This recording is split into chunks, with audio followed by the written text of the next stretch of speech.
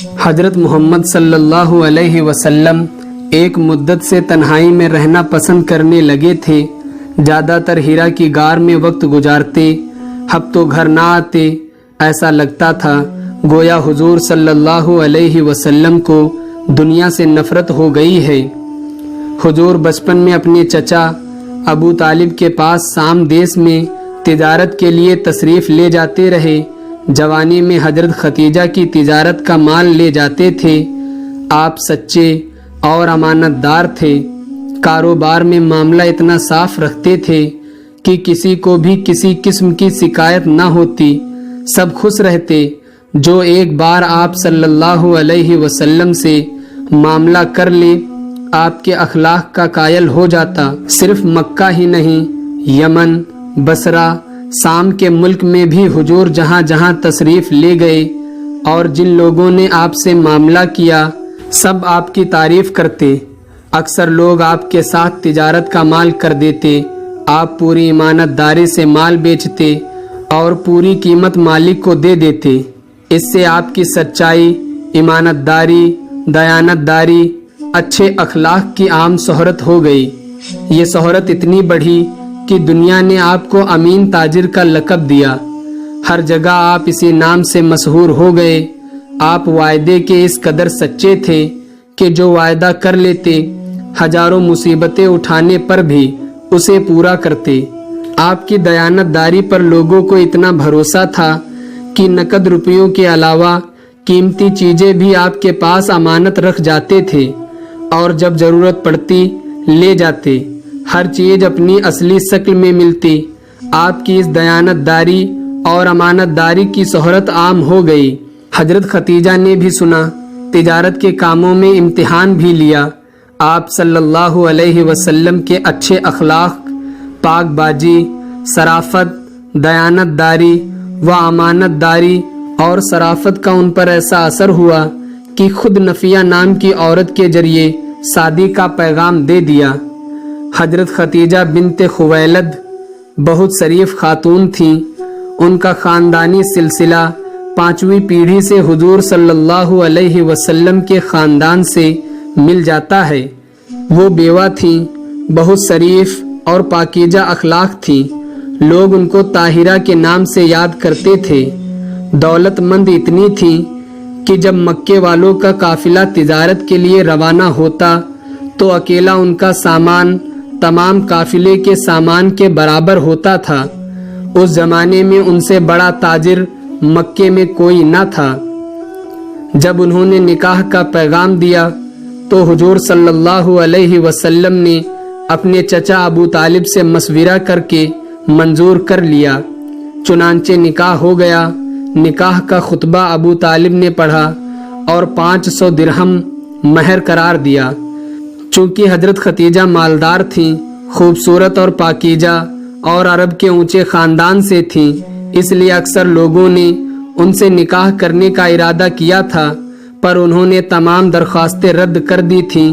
شاید ان کا نکاح کرنے کا ارادہ تھا ہی نہیں، پر حضور صلی اللہ علیہ وسلم کی امانت و دیانت اور سچائی اور اچھے اخلاق کی شہرت سن کر ایسی نچھاور ہوئی کہ خود نکاح کا پیغام دے کر نکاح کر لیا۔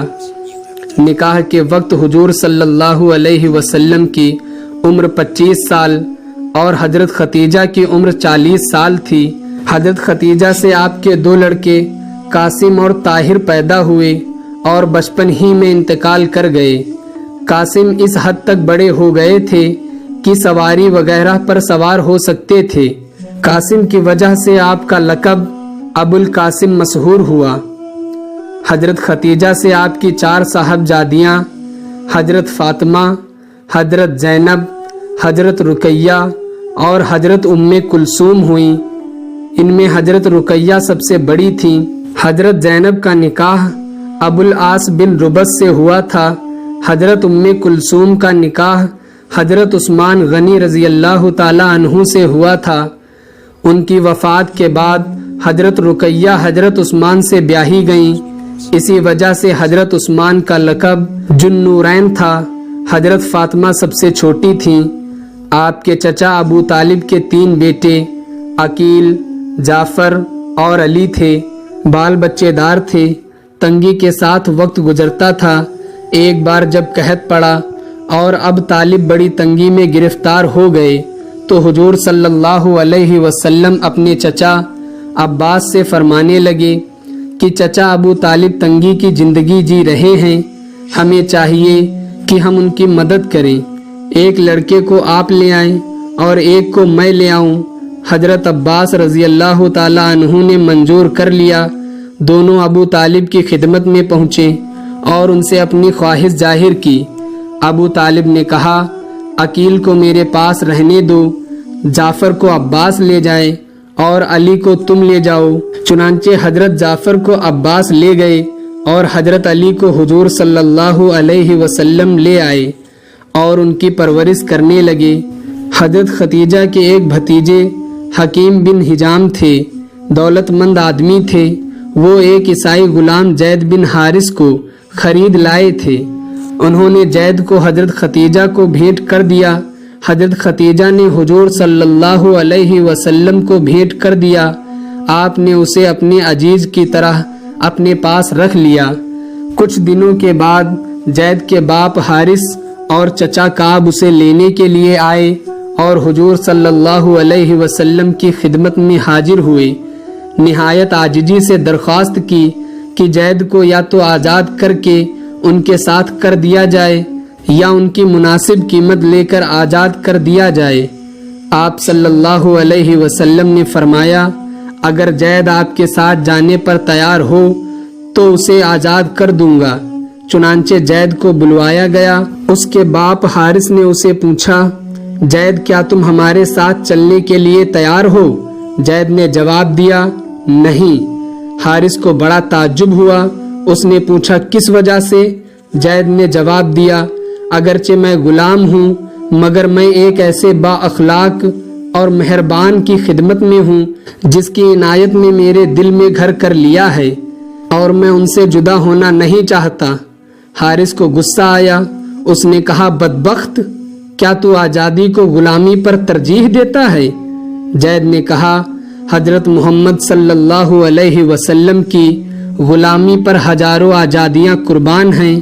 میں نے ان میں ایسی باتیں دیکھی ہیں کہ میں ساری دنیا پر انہیں ترجیح دوں گا۔ حارث اور اس کے چچا کعب نے بہت سمجھایا پر وہ کسی طرح وہاں سے جانے پر راضی نہ ہوئے۔ مجبوراً دونوں خاموش ہو گئے۔ حضور صلی اللہ علیہ وسلم اٹھے اور زید اور ان کے باپ اور چچا کو ساتھ لے کر خانہ کعبہ میں آ گئے اور یہ اعلان کیا کہ لوگوں گواہ رہو کہ آج میں نے زید کو آزاد کر دیا ہے اور اسے اپنا بیٹا بنا لیا ہے۔ زید کے باپ اور چچا اس بات سے خوش ہو گئے اور زید کو آپ کے پاس چھوڑ کر چلے گئے۔ آپ کا رسوخ ہر طبقے کے لوگوں میں تھا، رئیس، امیر، غریب، فقیر، سپہ سالار، سپاہی، غرض کی سب سے آپ صلی اللہ علیہ وسلم ملتے اور سب آپ سے ملتے تھے، لیکن آپ کے خاص تعلق خاص لوگوں سے تھے اور زیادہ ابو بکر بن قحافہ سے تعلق تھے۔ ابو بکر نہایت خوبصورت تھے۔ خوبصورتی کی وجہ سے آپ کا لقب عتیق پڑ گیا تھا۔ آپ قبیلہ بنو تمیم میں سے تھے۔ خون بہا اور توان کا فیصلہ کرنے کے لیے آپ حاکم بنائے جاتے تھے۔ آپ کا فیصلہ تمام قبیلوں کو بے چونہ چرا ماننا پڑتا تھا۔ آپ بہت امیر تھے، مصر و شام کو تجارت کی غرض سے جایا کرتے تھے۔ تمام قبیلوں میں آپ کا اثر و رسوخ تھا۔ چھٹی پیڑھی میں آپ کا خاندان حضور صلی اللہ علیہ وسلم کے خاندان سے مل جاتا ہے۔ عثمان بن عفان آپ کے دادا تھے۔ حضرت عثمان کی نانی حضور صلی اللہ علیہ وسلم کے والد حضرت عبداللہ کی سگی بہن تھی، جو حضرت عبداللہ کے ساتھ جڑوا پیدا ہوئی تھی۔ اس طرح حضرت عثمان حضور صلی اللہ علیہ وسلم کی پھوپھی جات بہن کے بیٹے تھے۔ نہایت مالدار، بڑے سخی، بڑے شرمیلے تھے۔ آپ سے بھی حضور صلی اللہ علیہ وسلم کے خاص تعلق تھے۔ ان کے علاوہ ابو سفیان، خالد، ابو جہل، صہیب وغیرہ سے بھی تعلق تھے۔ ہر قبیلہ، قبیلے کا ہر آدمی آپ کو عزت کی نظروں سے دیکھتا تھا۔ اکثر لوگ آپسی لڑائی کے وقت آپ کو حکم قرار دیتے تھے، آپ کے فیصلے کو مانتے تھے، لیکن جب سے آپ ہیرا کی گفا میں زیادہ وقت لگانے لگے تھے، اس وقت سے آپ نے لوگوں سے ملنا جلنا چھوڑ دیا تھا، اور جب سے آپ پر وحی آنی شروع ہوئی تو آپ چپ چاپ رہنے لگے تھے۔ حضرت خدیجہ کو آپ کی خاموشی سے بڑی چنتا ہو گئی تھی، کسی کام میں دل نہیں لگتا تھا۔ حضور صلی اللہ علیہ وسلم خاموش بیٹھے تھے کہ حضرت علی آ گئے۔ حضرت علی آپ ہی کے پاس رہتے تھے، عمر میں بہت چھوٹے تھے۔ خاموش دیکھ کر انہیں کچھ کہنے کی ہمت نہ ہوئی۔ شام تک حضور بیٹھے رہے، رات کو کھانا کھا کر آرام کیا، اس کے بعد وحی آتی رہی۔ ایک دن آپ پہاڑ کے دامن میں بیٹھے ہوئے تھے کہ حضرت جبرائیل تشریف لائے اور انہوں نے وضو کیا۔ حضور صلی اللہ علیہ وسلم نے بھی اسی طرح وضو کیا جس طرح حضرت جبرائیل نے کیا تھا۔ پھر حضرت جبرائیل نے نماز پڑھی۔ اس دن سے حضور نماز پڑھنے لگے۔ آپ تنہا نماز پڑھتے تھے، نہ کوئی اس وقت تک مسلمان ہوا تھا نہ نماز پڑھتا تھا۔ پہلے تو آپ پہاڑی پر نماز پڑھتے تھے، پھر دھیرے دھیرے مکان پر بھی نماز پڑھنے لگے۔ حضرت خدیجہ، حضرت علی، زید آپ کو نماز پڑھتے حیرت سے دیکھا کرتے تھے۔ وحی کے آنے کا سلسلہ جاری رہا۔ ایک وحی میں آیا، اور جو تم کو حکم دیا گیا ہے کھول کر کہہ دو۔ آپ رب کے اس حکم کو سن کر پریشان ہو گئے۔ آپ کی پریشانی صحیح بھی تھی۔ اس وقت سبھی لوگ گمراہی میں پڑے ہوئے تھے، خاص طور پر عرب کا ہر قبیلہ اور ہر آدمی ملحد تھا۔ بت پرستی عام تھی، واحد خدا اللہ کو کوئی جانتا بھی نہ تھا۔ پھر ایسے سخت اور سرکش لوگ تھے کہ بتوں کے خلاف ایک لفظ بھی سننے کو تیار نہ تھے۔ حضور صلی اللہ علیہ وسلم سوچنے لگے کہ تبلیغ کہاں سے اور کون سے لوگوں سے شروع کیا جائے۔ اللہ کا حکم ہوا کہ اپنے قریبی خاندان والوں کو ڈراؤ۔ وحی نے تبلیغ کا راستہ بتایا۔ آپ نے ترنت تبلیغ شروع کی۔ سب سے پہلے حضرت محمد صلی اللہ علیہ وسلم نے حضرت خدیجہ کے سامنے اللہ کی تعریف بیان کی۔ حضرت خدیجہ بتوں کی پوجا کرتی تھی، مگر وہ ورقہ سے سن چکی تھی کہ حضور صلی اللہ علیہ وسلم پیغمبر ہو جائیں تو عجب نہیں۔ فوراً ایمان لے آئیں، کفر و شرک سے توبہ کر کے مسلمان ہو گئیں۔ حضور صلی اللہ علیہ وسلم کو ان کے مسلمان ہونے سے خوشی ہوئی۔ حضور صلی اللہ علیہ وسلم تنہا نماز پڑھا کرتے تھے، اب حضرت خدیجہ کے ساتھ مل کر پڑھنے لگے۔ ایک دن حضور صلی اللہ علیہ وسلم اور حضرت خدیجہ نماز پڑھ رہے تھے کہ حضرت علی آئے۔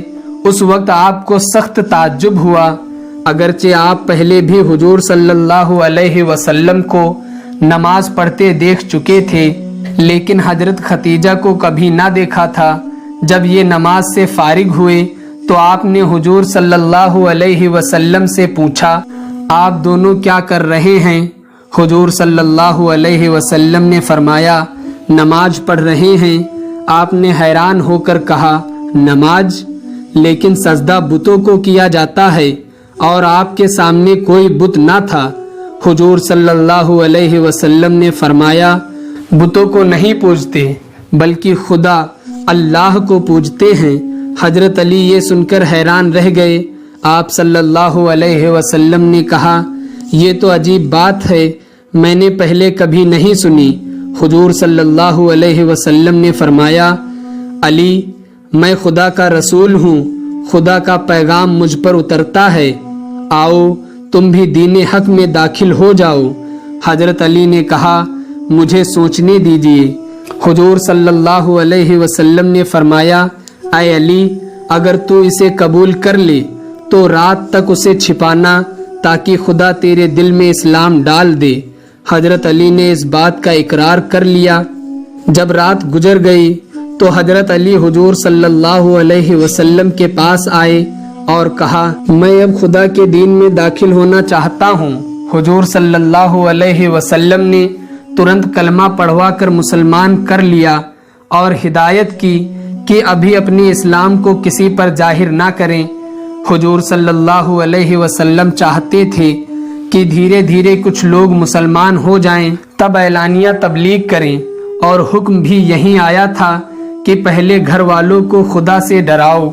एक दिन आप सल्लल्लाहु अलैहि वसल्लम बैठे थे कि हजरत अबू बकर आए। जब वो बैठ चुके तो हुजूर सल्लल्लाहु अलैहि वसल्लम ने फरमाया, अबू बकर, तुम मुझे क्या समझते हो? हजरत अबू बकर ने कहा, बहुत नेक और बहुत बाअखलाक और बहुत सच्चा भी। हाँ, सच्चा भी। मैंने कभी गलत बात कहते हुए आपको ना सुना। अगर मैं ये कहूँ कि मैं खुदा का रसूल हूँ और मुझ पर वही उतरती है तो तुम यकीन करते हो? बेशक यकीन करूँगा। अच्छा सुनो, मुझ पर वही उतरती है, मैं खुदा का पैगंबर हूँ और खुदा का हुक्म है कि गैर अल्लाह की पूजा छोड़ दो, उसी को पूजो जिसने तुमको पैदा किया है और जिसके हाथ में फना और बका है। हजरत अबू बकर ने कहा, मैं उस अल्लाह पर ईमान लाया। आपको ये सुनकर बेहद खुशी हुई और हजरत अबू बकर को सीने से लगा लिया। थोड़ी देर बाद हजरत अबू बकर रजी अल्लाह ताला अन्हु चले गए। कुछ दिनों के बाद आप सल्लल्लाहु अलैहि वसल्लम ने जैद से कहा, जैद, मैं अल्लाह का रसूल हूँ, उसके भेजे दीन का प्रचार करता हूँ, तुम भी अल्लाह के दीन में 3 दाखिल हो जाओ। जैद बोले, मेरे मालिक, मैं आपको खूब अच्छी तरह जानता हूँ, इसलिए मुझे आपकी बातों में जरा भी शक नहीं है, आप मुझे मुसलमान कर ले। हुजूर सल्लल्लाहु अलैहि वसल्लम ने जैद को भी मुसलमान कर लिया। अब 3 बहुत ही करीबी लोग हुजूर सल्लल्लाहु अलैहि वसल्लम पर ईमान ला चुके थे। दीन की तबलीग का काम बड़ी राजदारी, खामोशी और चुपके चुपके शुरू हुआ, लेकिन ये बात छिपने वाली कब थी? धीरे धीरे लोगों को मालूम होने लगी। सारे मक्का में चर्चा शुरू हो गई। कुफारे मक्का ने सुना, सख्त नाराज हुए और खुलकर कह दिया कि जो कोई हमारे माबूदों की बुराई करेगा हम उसे कड़ी से कड़ी सजा देंगे। अगरचे हुजूर सल्लल्लाहु अलैहि वसल्लम जानते थे कि हम तन्हा हैं, कमजोर हैं, मक्का वालों का मुकाबला किसी तरह भी नहीं कर सकेंगे, पर आप ना डरें, ना घबराएं, बल्कि पहले ही की तरह तबलीग करते रहे। ये एक ऐसी दलेरी की बात थी जिसकी मिसाल तारीख में नहीं मिलती। एक अकेले आदमी का सारी कौम और पूरे मुल्क के मुकाबले में खड़े हो जाना बड़े दिल गुर्दे की बात थी, वो भी इस हालत में कि ना आपके हाथ में तलवार थी और ना तलवार में ये ताकत थी कि आप लोगों को डरा धमका सकें, ना आपके पास आदमी थे कि कौम आपके आदमियों की धौंस खा जाती, ना हुकूमत थी जिससे लोग दब जाते, ना दौलत थी कि कोई लालच में आ जाए। कहने का मतलब ये है कि कुछ ना था। हाँ, अगर कुछ था तो अल्लाह पर यकीन था।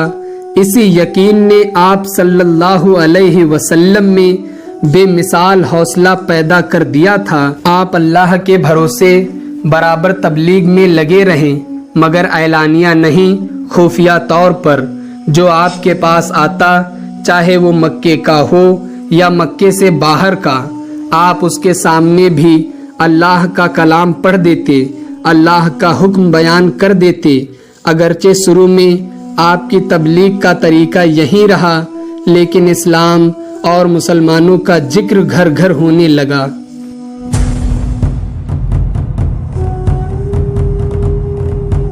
तो दोस्तों, हुजूर सल्लल्लाहु अलैहि वसल्लम की सीरत का ये था आज का वीडियो। उम्मीद करते हैं आपको पसंद आया होगा। पसंद आने की सूरत में वीडियो को लाइक करें, शेयर करें और कमेंट बॉक्स में अपने राय का इजहार ज़रूर करें।